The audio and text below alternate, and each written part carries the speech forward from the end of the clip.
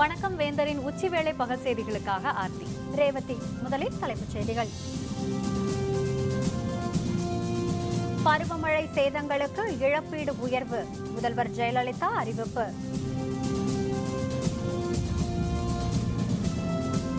காவிரி மேலாண்மை குழு அமைக்க வேண்டும், தமிழக விவசாய சங்கத்தினர் உண்ணாவிரதம்.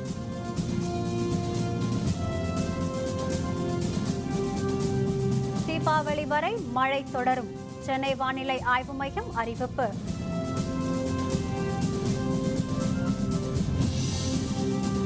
வெறுப்பு அரசியலை புரிந்து கொள்ள பாரதிய ஜனதா தோற்க வேண்டும், பீகார் பேரவை தேர்தல் குறித்து அரவிந்த் கெஜ்ரிவால் கருத்து.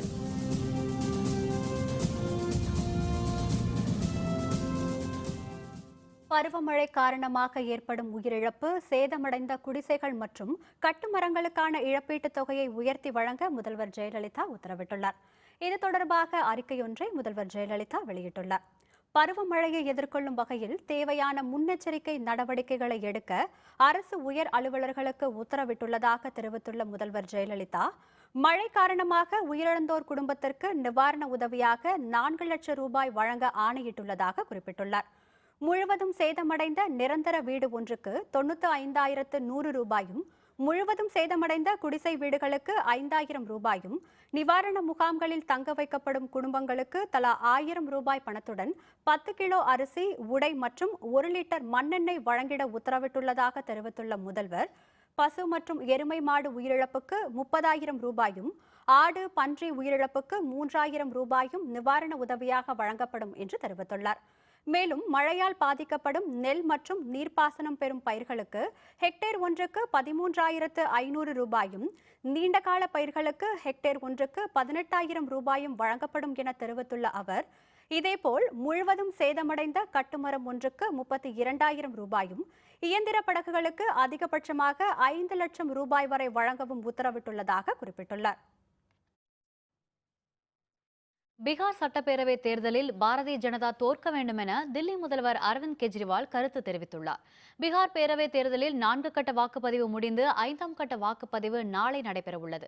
இந்நிலையில் தில்லி முதல்வர் அரவிந்த் கெஜ்ரிவால், பீகார் தேர்தலில் பாரதிய ஜனதா தோற்பது முக்கியமானது என்றும், அப்போதுதான் வெறுப்பு அரசியல் எவ்வளவு மோசமானது என்று அவர்கள் தெரிந்து கொள்வார்கள் என்றும் தனது ட்விட்டர் பக்கத்தில் குறிப்பிட்டுள்ளார். மேலும் பீகாரில் வசிக்கும் தமது உறவினர்களுக்கும் நண்பர்களுக்கும் நிதிஷ்குமாருக்கு வாக்களிக்க தொலைபேசியில் கேட்டுக்கொள்ளும்படியும் தில்லி வாழ் மக்களுக்கு அவர் வேண்டுகோள் விடுத்துள்ளார். ஹிந்தி நடிகர் ஷாருக் கான் இந்தியாவில் வாழ்கிறார், ஆனால் அவருடைய மனம் பாகிஸ்தானில் இருக்கிறது என்று பாரதிய ஜனதா தலைவர் கூறிய விமர்சனத்திற்கு கடும் கண்டனம் எழுந்துள்ளது. பாரதிய ஜனதாவை சேர்ந்த தலைவர்களின் பேச்சுக்கள் நாட்டில் சர்ச்சையை எழுப்பிய வண்ணம் உள்ளது. இந்த நிலையில் அண்மையில் நிகழ்ச்சி ஒன்றில் பேசுகையில், நாட்டில் சகிப்பின்மை குறைந்து வருவதாக ஹிந்தி நடிகர் ஷாருக் கான் குறிப்பிட்டிருந்தார். இது பற்றி கருத்து தெரிவித்த பாரதிய ஜனதா பொதுச் செயலர்களில் ஒருவரும் மேற்கு வங்க பாரதிய ஜனதா பொறுப்பாளருமான கைலாஷ் விஜய்வர்கியா, இந்தியாவில் ஷாருக் கானின் திரைப்படங்கள் கோடிக்கணக்கில் வசூல் செய்கின்றன, ஆனால் இந்தியா சகிப்பின்மை கொண்ட நாடாக அவருக்கு தெரிகிறது.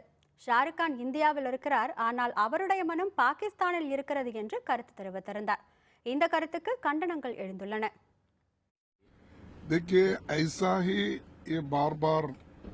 भाषण देकर एक देश के ऊपर कलंक लग रहा है, बाहर देशों में एक संदेश जा रहा है, तो इसीलिए बहुत से इंडस्ट्रियलिस्ट भी ये सोच रहे हैं जो उनको इन्वेस्टमेंट यहाँ आने वाला है। शाहरुख अपने विचार रखे होंगे, लेकिन आप उनको पाकिस्तान में जाकर बसो कहना, तो ऐसे बात करने वालों को प्राइम मिनिस्टर एनकरेज कर रहे हैं। इस देश के अंदर ये बात तो बहुत लोगों ने कही है कि इस देश के अंदर इंटॉलरेंस हो रहा है। क्या राष्ट्रपति भी पाकिस्तानी है? மும்பை காவல் நிலையம் ஒன்றில் இளம் ஜோடியை காவலர்கள் அடித்து துவைத்த வீடியோ காட்சி இணையதளங்களில் வெளியாகி கடும் அதிர்ச்சியை ஏற்படுத்தியுள்ளது. மும்பையில் உள்ள அந்தேரி காவல் நிலையத்தில் ஒரு இளம் ஜோடியை காவலர்கள் மோசமாக திட்டி கடும் தாக்குதல் நடத்தும் வீடியோ காட்சி வெளியாகியுள்ளது. இந்த இளைஞரை காவலர்கள் தாக்குவதும், அதை நிறுத்த கோரி கதறிய இளம்பெண்ணை காவலர்கள் அறைவதும், காவலர்களின் அடியால் அந்த பெண்ணின் முகத்தில் ரத்தம் வழிவதும் வீடியோவில் பதிவாகியுள்ளது. கடந்த 2 மாதங்களில் காவல் நிலையத்தில் இதுபோல காவலர்கள் அத்துமீறும் வீடியோ காட்சி 2வது முறையாக வெளியாகியுள்ளது.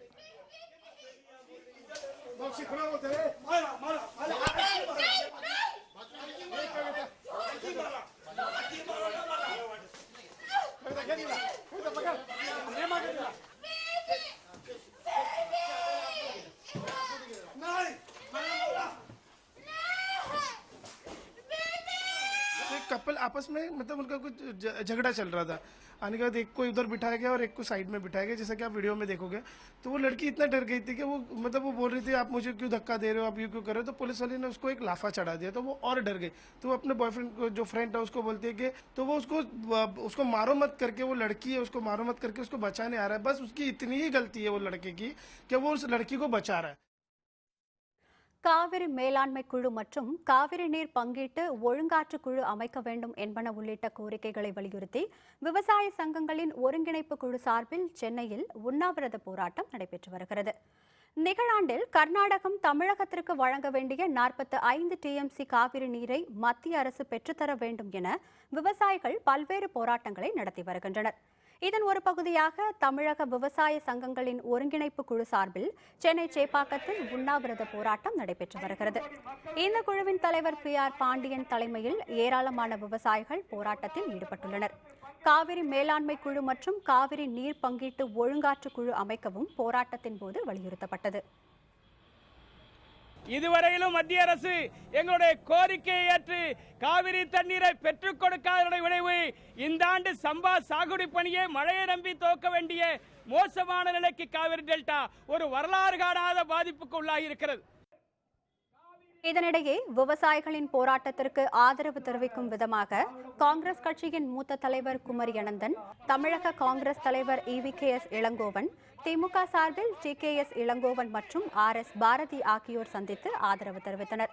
மேலும் மனிதநேய மக்கள் கட்சி தலைவர் MS ஜவாஹிருல்லா மற்றும் வணிகர் சங்க பேரமைப்பு சார்பில் AM விக்ரமராஜா ஆகியோரும் தங்கள் ஆதரவை தெரிவித்தனர்.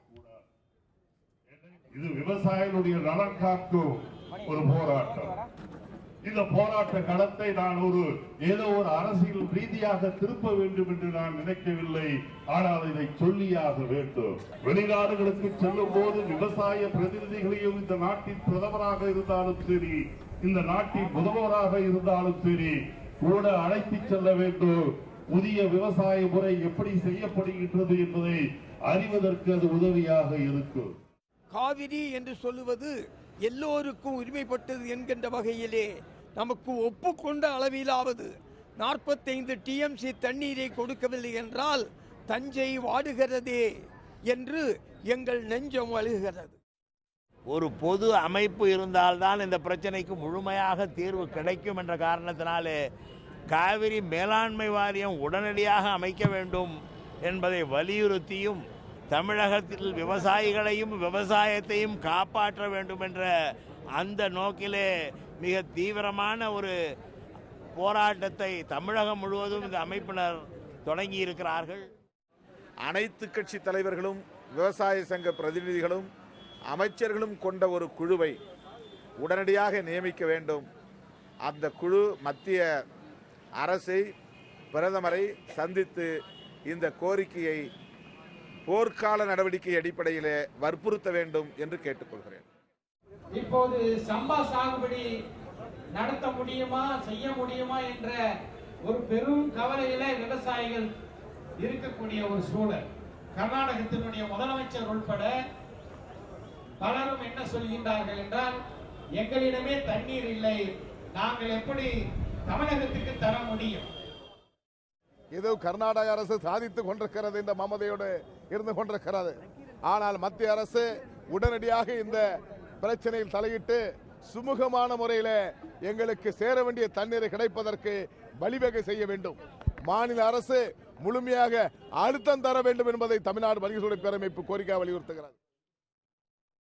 உண்ணாவிரதம் இருக்கும் விவசாயிகளை சந்தித்து ஆதரவு தெரிவித்த இந்திய ஜனநாயக கட்சியின் செயல் தலைவர் ரவி பச்சமுத்து, விவசாயிகள் போராட்டத்துக்கு இந்திய ஜனநாயக கட்சி உறுதுணையாக இருக்கும் என்றும் தேவைப்பட்டால் பிரதமரை சந்திக்கலாம் என்றும் தெரிவித்தார்.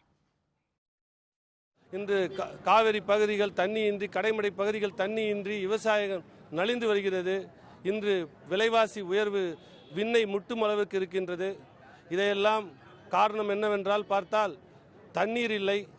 இந்த போராட்டம் வெற்றி பெற்றால்தான் சென்னையில் இருந்தாலும் சரி, நீங்கள் எந்த ஊரில் இருந்தாலும் சரி, குடிப்பதற்கும் குளிப்பதற்கும் தண்ணீர் தேவை.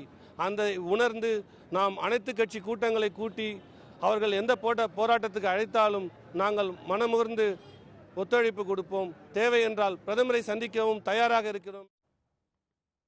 தமிழகம் முழுவதும் தீபாவளி வரை மழை தொடரும் என்று சென்னை வானிலை ஆய்வு மையம் அறிவித்துள்ளது. இதுபற்றி சென்னை வானிலை ஆய்வு மையம் வெளியிட்டுள்ள செய்திக்குறிப்பில், இலங்கையை ஒட்டியுள்ள கடற்கரை பகுதியில் நிலவும் மேலடுக்கு சுழற்சி காரணமாகவும் அரபிக்கடலின் மத்திய கிழக்கு பகுதியில் நீடிக்கும் காற்றழுத்த தாழ்வு பகுதி காரணமாகவும் வட தமிழகத்தின் உள் மாவட்டங்களில் கனமழை தொடரும் என்று தெரிவிக்கப்பட்டுள்ளது. மேலும் தமிழகத்தின் பெரும்பாலான பகுதிகளில் தீபாவளி வரை மழை நீடிக்கும் என்றும் வானிலை ஆய்வு மையம் தெரிவித்துள்ளது. தமிழகத்தில் வடகிழக்கு பருவமழை தொடர்ந்து பெய்து வருகிறது. கடந்த 24 மணி நேரத்தில் தமிழகத்தின் பல்வேறு இடங்களில் பெய்த மழை அளவை இப்போது பார்க்கலாம். காஞ்சிபுரம் மாவட்டம் உத்தரமேரூர், ஸ்ரீபெரும்புதூர் மற்றும் திருவள்ளூர் மாவட்டம் தாமரைப்பாக்கம் ஆகிய இடங்களில் தலா 90 மில்லிமீட்டர் மழை பதிவாகியுள்ளது. திருச்சி மாவட்டம் முசிறி, திருநெல்வேலி மாவட்டம் பாளையங்கோட்டை, நாங்குநேரியில் தலா 70 மில்லிமீட்டர் மழை பதிவாகியுள்ளது.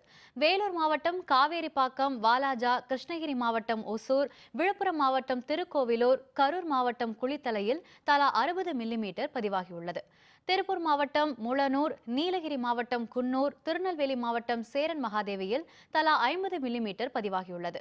மதுரை மாவட்டம் வாடிப்பட்டி, மேட்டுப்பட்டி, திண்டுக்கல் மாவட்டம் வேடச்சந்தூர், கோயம்புத்தூர் மாவட்டம் பொள்ளாச்சி, திருவண்ணாமலை மாவட்டம் செய்யாற்றில் தலா 40 மில்லிமீட்டர் மழையும் பதிவாகியுள்ளது.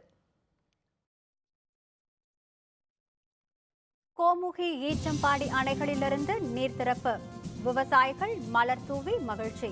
விவரம் விளம்பர இடைவேளைக்கு பிறகு.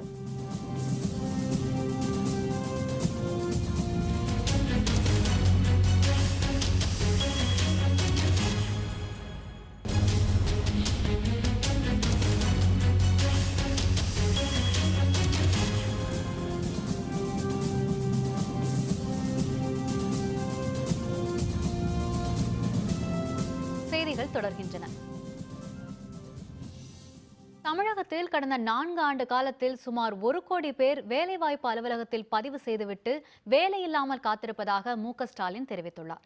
தமிழகம் முழுவதும் சுற்றுப்பயணத்தில் ஈடுபட்டு வரும் திமுக பொருளாளர் மு.க. ஸ்டாலின் வேலூர் மாவட்டத்தில் ஆற்காடு, காட்பாடி, வாலாஜா, ராணிப்பேட்டை பகுதிகளில் மக்களை சந்தித்தார். மேல்விசாரம் பகுதியில் கல்லூரி மாணவர்களிடையே பேசிய அவர், தமிழகத்தில் அரசு நிர்வாகம் ஸ்தம்பித்துள்ளதால் மக்கள் வேதனை அடைந்துள்ளதாக குறிப்பிட்டார். நாட்டின் எதிர்காலம் மாணவர்களிடம் உள்ளதாக மேலும் தெரிவித்த அவர், கடந்த 4 ஆண்டுகளில் வேலைவாய்ப்பு அலுவலகங்களில் பதிவு செய்துவிட்டு சுமார் 1 கோடி பேர் வேலையில்லாமல் காத்திருப்பதாக தெரிவித்தார். சென்னை மாநகராட்சியை கண்டித்து ஆர்ப்பாட்டத்தில் ஈடுபட்ட தமிழிசை சவுந்தரராஜன் தலைமையிலான பாரதிய ஜனதா கட்சியினரை காவல்துறையினர் கைது செய்தனர். டெங்கு காய்ச்சலை கட்டுப்படுத்த தவறியதாக கூறி சென்னை மாநகராட்சிக்கு எதிராக பாரதிய ஜனதா கட்சியினர் ஆர்ப்பாட்டத்தில் ஈடுபட்டனர். சென்னை மூர் மார்க்கெட் பகுதியில் தமிழக பாரதிய ஜனதா தலைவர் தமிழிசை சவுந்தரராஜன் தலைமையில் நடைபெற்ற ஆர்ப்பாட்டத்தில் திரளானோர் கலந்து கொண்டனர். அப்போது செய்தியாளர்களுடன் பேசிய தமிழிசை சவுந்தரராஜன், டெங்கு காய்ச்சல் குறித்த உண்மை தகவல்களை வெளியிட சென்னை மாநகராட்சி மறுத்து வருவதாக குற்றம் சாட்டினார்.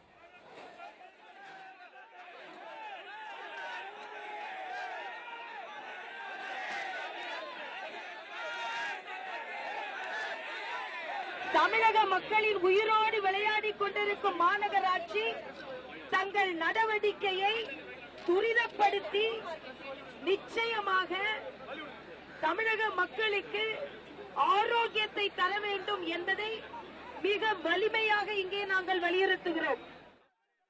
ஆர்ப்பாட்டத்தின் போது சென்னை மாநகராட்சி கட்டடத்தை முற்றுகையிட முயன்ற தமிழிசை சவுந்தரராஜன் உள்பட பாரதிய ஜனதா கட்சியினரை காவல்துறையினர் கைது செய்தனர்.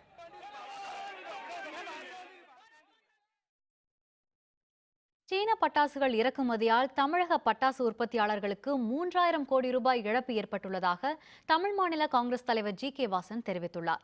சென்னையில் கட்சியின் சிறுபான்மை பிரிவு நிர்வாகிகள் ஆலோசனைக் கூட்டத்தில் பங்கேற்ற வாசன் பின்னர் செய்தியாளர்களுடன் பேசுகையில், தமிழகத்தில் டெங்கு காய்ச்சல் பரவாமல் தடுக்க அரசு நடவடிக்கை எடுக்க வேண்டும் என்று கேட்டுக்கொண்டார். டெங்கு காய்ச்சல் மக்களிடையே ஒரு அச்சத்தை ஏற்படுத்தியிருக்கிறது. அந்த அச்சத்தை போக்க வேண்டிய கடமை அரசாங்கத்துக்கு உண்டு. அதனுடைய சுகாதாரத்துறை மூலம் கிராமம் முதல் நகரம் வரை இதற்கு விழிப்புணர்வை ஏற்படுத்தி மருந்துகளை, வைத்தியத்தை கிராமங்களிலும் கிடைக்கக்கூடிய நிலையை உடனடியாக ஏற்படுத்த வேண்டும். விழுப்புரம் மாவட்டத்தில் உள்ள கோமுகி அணையிலிருந்து பாசனத்திற்காக இன்று நீர் திறக்கப்பட்டது. தமிழக ஊரக தொழில்துறை மற்றும் தொழிலாளர் நலத்துறை அமைச்சர் மோகன் திறந்து வைத்தார். விழுப்புரம் மாவட்டம் கள்ளக்குறிச்சி அருகே உள்ள கோமுகி அணை அதன் முழு கொள்ளளவை எட்டியதை அடுத்து அணையிலிருந்து நீர் திறக்க வேண்டும் என அந்த பகுதி விவசாயிகள் கோரிக்கை விடுத்திருந்தனர். இதனையடுத்து அணையிலிருந்து பாசனத்திற்காக நீர் திறக்கப்படும் என தமிழக அரசு அறிவித்திருந்த நிலையில் அமைச்சர் மோகன் தலைமையில் அணையிலிருந்து தண்ணீர் திறந்து வைக்கப்பட்டது. மாவட்ட ஆட்சியர் லட்சுமி மற்றும் அரசு அலுவலர்கள் உள்ளிட்ட பலர் தண்ணீரில் மலர் தூவி விவசாயிகளுக்கு வாழ்த்து தெரிவித்தனர்.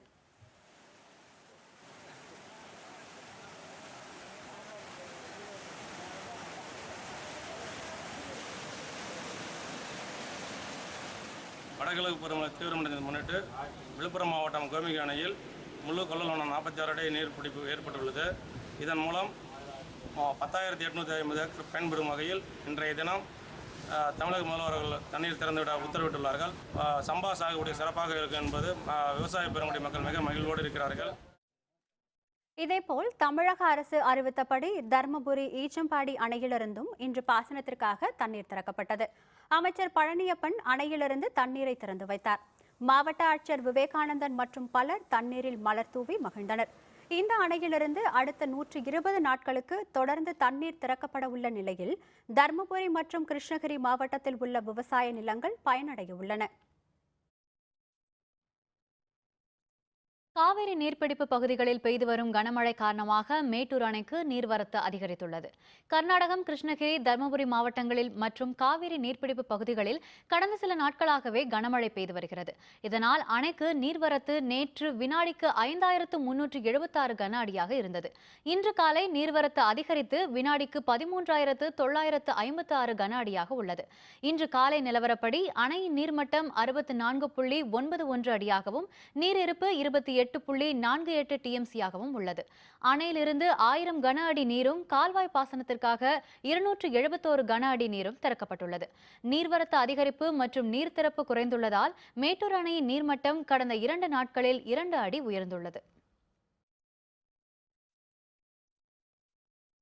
மது விலக்கு கோரி நடத்திய போராட்டத்தின் போது காந்தியவாதி சசி பெருமாள் மரணமடைந்தது குறித்து நீதி விசாரணை கோரிய அவருடைய மகன் விவேக்கின் மனுவை சென்னை உயர்நீதிமன்றம் நிராகரித்து உத்தரவிட்டது.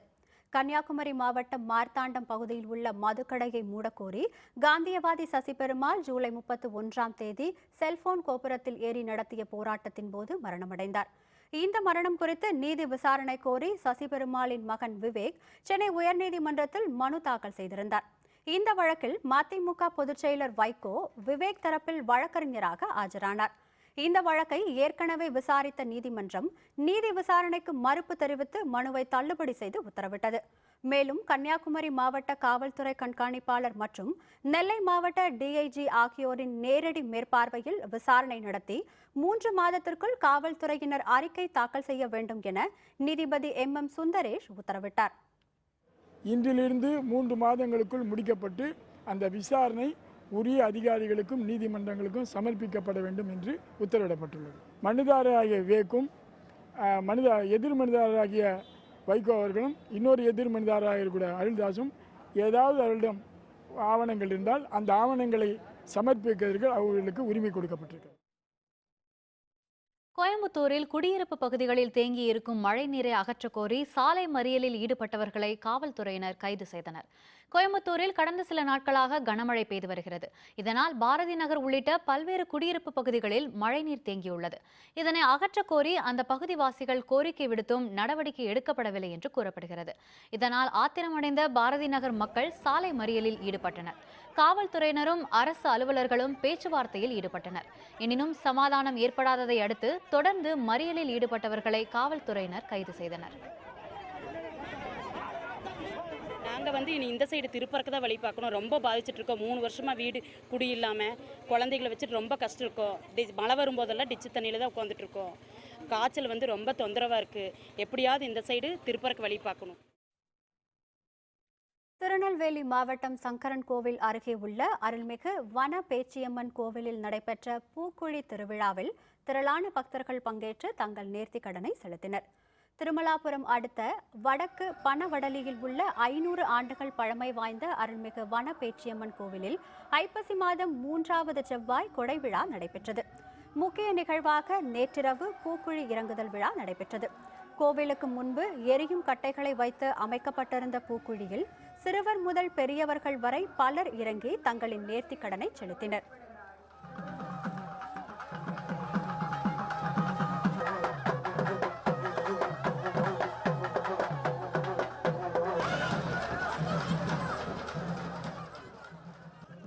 ஐநூறு வருஷத்துக்கு முன்னால் உள்ள பழமையான கோவில். இதுக்கு முன்னாடி இந்த கோயிலில் நைட்டில் ஒரு மணிக்கு சாம கூட ஒரு 3 குடும்பத்துக்காரங்களை இது பண்ணுவாங்க. அதுக்கப்புறம் எல்லாம் ஊரில் தான் அங்கே வேடிக்கை வச்சுருப்பாங்க. இப்போ ஒரு 20 வருஷமாக இப்போ கோயிலே வைக்கிறாங்க. மற்றபடி பூக்குழி இப்போ ஒரு 10 வருஷமாக பூக்குழி இறங்கிட்டு இருக்காங்க. நல்லா வனப்பேச்சியம்மா அருளால் எல்லா மக்களுக்கும் நல்ல சுகத்தை கொடுக்கு. நாங்கள் முளப்பாரியை தூண்டி நாங்கள் ஒரு 20 வருஷமாக இப்போ நடத்துவோம் அதில் உள்ளதை. அதனால எங்களுக்கு எந்த குறைபாடும் இல்லை. தாய் நல்ல சுகத்தை கொடுத்துருக்கா எல்லா மக்களுக்கும். தீபாவளி மற்றும் கார்த்திகை திருநாள்களுக்காக பெரம்பலூரில் அகல் விளக்குகள் தயாரிக்கும் பணி தீவிரமாக நடைபெற்று வருகிறது. இது பற்றி இன்றைய வேந்தர் சிறப்பு செய்தியில். தீபாவளி என்பதே தீபங்களின் ஒளித்திருநாள்தான். அதேபோல் கார்த்திகை திருநாளன்று தீபங்கள் ஏற்றி வழிபடுவது நமது ஆன்மீக கலாச்சாரம். அந்த தீபங்களை பாரம்பரியமாக செய்து வருபவர்கள் பலர். பெரம்பலூர் மாவட்டத்தில் பாளையம், பெரிய வடகரை, வெண்பாவூர் உள்ளிட்ட கிராமங்களில் மண்பாண்ட தொழில் செய்பவர்கள் இருந்து வருகின்றனர். இந்த பகுதியில் 200க்கும் மேற்பட்ட கிராமங்கள் இந்த தொழிலை செய்து வந்த நிலையில் தற்போது ஒரு சில குடும்பங்கள் மட்டுமே செய்து வருகின்றன. நாங்கள் இந்த சட்டிப்பானை தொழில் தான் செய்கிறோம். இந்த ஊரில் 100-150 குடும்பம் இருக்குது. இப்போ தற்பொழுது 10 குடும்பம் தான் அந்த வேலை செஞ்சிட்ருக்கோம். பொங்கலுக்கு பானை செஞ்சு தரோம். இதுக்கு கார்த்திகை தீபத்துக்கு அகல் விளக்கு, நெய் விளக்கு எல்லாம் செஞ்சுக்கிட்டு இருக்கோம். எங்களுக்கு இதே தான் தொழில், வேறு தொழில் எதுவும் இல்லை. இதை கொண்டு தான் நாங்கள் ஜீவனம் செஞ்சுக்கிட்டு இருக்கோம். தற்போது தீபாவளி மற்றும் கார்த்திகை திருநாள்களுக்காக அகல் விளக்குகள் செய்யும் பணி தீவிரமாக நடைபெற்று வருகிறது. சிறு விளக்குகள், பெரு விளக்குகள் என தினம் 1000க்கும் மேற்பட்ட அகல் விளக்குகள் தயாரிக்கப்பட்டு வருகின்றன. நெய் விளக்குல கார்த்திகை தீபத்துக்கு எல்லாருமே நாங்கள் செஞ்சுட்டு இருக்கோம். இப்போ தீபம் வரவாசி தீபாவளிக்கும் தீபத்துக்கும் நாங்கள் இந்த மாதிரி இந்த அகல் விளக்கு பண்ணிட்டு இருக்கோம். இது எப்படின்னா தீபம் முடிஞ்சதுக்கப்புறம் பார்த்தீங்கன்னா இந்த கோயில்களுக்கும் கொடுக்குறோம். இதில் இப்போ இந்த தீபாவளிக்காக 1000 விளக்குகள் மேலே ஒரு நாளைக்கு பண்ணி நாங்கள் விற்பனையில் வச்சுட்டு இருக்கோம். அகல் விளக்குகள் தயாரிப்பதில் நாகரிக மாற்றத்துக்கு ஈடு கொடுக்கும் வகையில் சக்கரத்தில் மண்ணை குழைத்து கைகளால் அதனை சுற்றி தயாரிப்பதை விட்டுவிட்டு கிரைண்டரின் கீழ்ப்பகுதியை கொண்டு தயாரிக்கின்றனர். 50 வருஷத்துக்கு முன்னாடி நாங்கள் சக்கரத்தில் செஞ்சுக்கிட்டு இருந்தாங்க எங்கள் மாமனார் காலத்துலலாம். இப்போ நாங்கள் கிரைண்டர் மிஷின் போட்டு மிஷினில் அகல் விளக்கு செஞ்சிட்ருக்கோம். இப்போ கார்த்திகை விளக்கு, பெரிய விளக்கு எல்லாம் செய்கிறோம் தீபாவளி முன்னிட்டு. இதுக்கு அப்புறம் நாங்கள் ரெகுலராக வாடிக்கைக்காரங்களுக்கு நெய் விளக்கு, எள்ளு விளக்கு எல்லா கஸ்டமருக்கும் நாங்கள் செஞ்சு கொடுத்துருக்கோம்.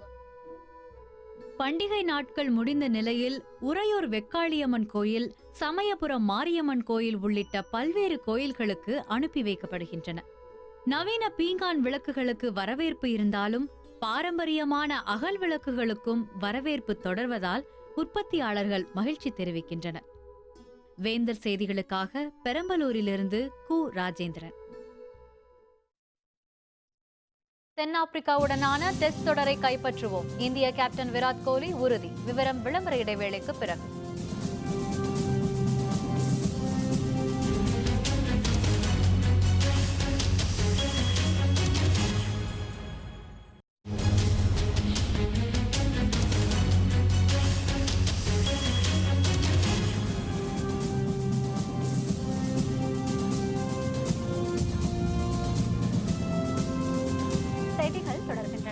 இனி அயலக செய்திகள்.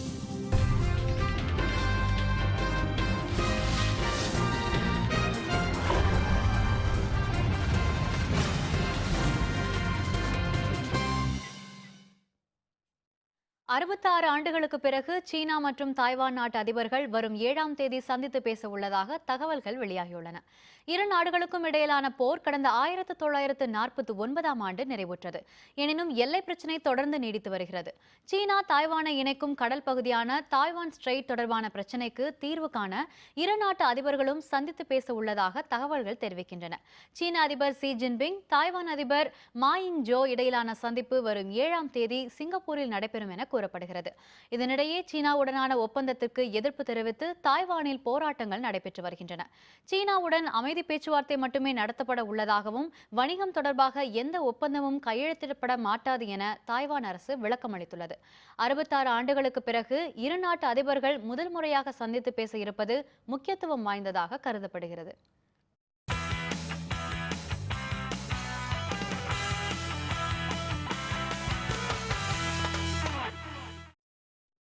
முந்தைய தவறுகளை திருத்திக் கொண்டு தென்னாப்பிரிக்காவுக்கு எதிரான டெஸ்ட் தொடரை கைப்பற்றுவோம் என இந்திய கிரிக்கெட் அணியின் கேப்டன் விராட் கோலி தெரிவித்துள்ளார். இந்தியாவில் சுற்றுப்பயணம் மேற்கொண்டுள்ள தென்னாப்பிரிக்க அணி 20 ஓவர்கள் மற்றும் ஒரு நாள் போட்டித் தொடரை கைப்பற்றியது. இதையடுத்து 4 போட்டிகள் கொண்ட டெஸ்ட் தொடர் நாளை தொடங்குகிறது. பஞ்சாப் மாநிலம் மொஹாலியில் முதல் போட்டி நடைபெறவுள்ள நிலையில் செய்தியாளர்களுடன் பேசிய விராட் கோலி, சுழற்பந்து வீச்சாளர் ரவிச்சந்திரன் அஸ்வின் நல்ல உடல் தகுதியுடன் உள்ளதால் நாளைய போட்டியில் பங்கேற்பார் என தெரிவித்தார்.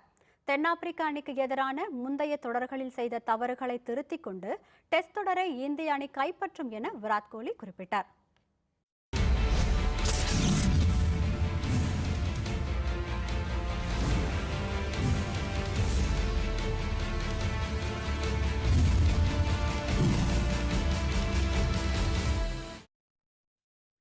ஆபரண தங்கத்தின் விலை இன்று சவரனுக்கு 152 ரூபாய் குறைந்துள்ளது. சென்னையில் ஆபரண தங்கம் கிராமிற்கு 19 ரூபாய் குறைந்து 1 கிராம் 2469 ரூபாய்க்கும் சவரன் 19,752 ரூபாய்க்கும் விற்பனையாகிறது. 24 கேரட் தூய தங்கம் 10 கிராம் 200 ரூபாய் குறைந்து 26,410 ரூபாய்க்கு விற்பனை செய்யப்படுகிறது. வெள்ளி விலை 1 கிராமிற்கு 10 காசுகள் குறைந்து 38 ரூபாய் 80 காசுகளுக்கும், கட்டி வெள்ளி 1 கிலோ 60 ரூபாய் குறைந்து 36,285 ரூபாய்க்கும் விற்பனையாகிறது. பிளாட்டினம் விலை கிராமிற்கு 36 ரூபாய் குறைந்து 2,693 ரூபாய்க்கு விற்பனை செய்யப்படுகிறது. மீண்டும் தலைப்புச் செய்திகள். பருவமழை சேதங்களுக்கு இழப்பீடு உயர்வு, முதல்வர் ஜெயலலிதா அறிவிப்பு.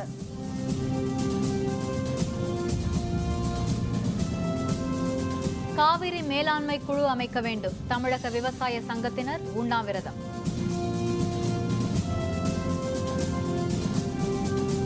தீபாவளி வரை மழை தொடரும், சென்னை வானிலை ஆய்வு மையம் அறிவிப்பு.